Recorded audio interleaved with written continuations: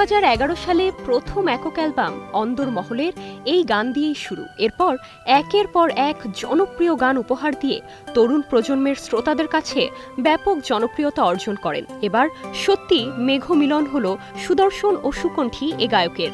আংটি বদল সেরেছেন তানজিব সারোয়ার। তরুণদের পছন্দের এ সঙ্গীত শিল্পী শীঘ্রই বসতে যাচ্ছেন বিয়ের পিঁড়িতে।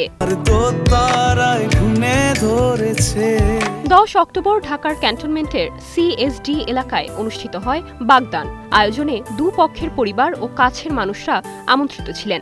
সামাজিক যোগাযোগ মাধ্যম ফেসবুকে এক পোস্টের মাধ্যমে বাগদানের খবরটি নিজেই নিশ্চিত করেন তানজিব। পোস্টে লেখেন, সাবা সানজিদা রহমান নামক এক তরুণীর সঙ্গে বাগদান সম্পন্ন করেছেন তিনি।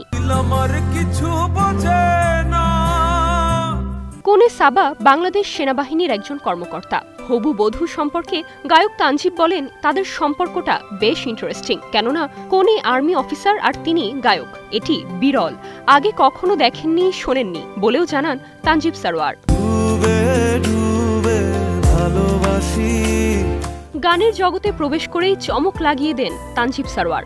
দর্শক হৃদয়ে নাড়া দেয়া জনপ্রিয় সব গান একে একে উপহার দেন তিনি। ডুবে ডুবে, দিল আমার, কি মায়া, মিথ্যা শিখাইলি সহ গানগুলি জনপ্রিয় হয়। এছাড়া বছর দুয়েক আগে রায়হান রাফি পরিচালিত সুরঙ্গ চলচ্চিত্রের গা ছুঁয়ে বলো গানের মাধ্যমে প্লেব্যাকে অভিষেক ঘটে তানজিব সারোয়ারের। সম্প্রতি পায়েল নামের একটি সিনেমাতেও গান গেয়েছেন তিনি। নিউশনা নুসরাত, স্টার নিউজ।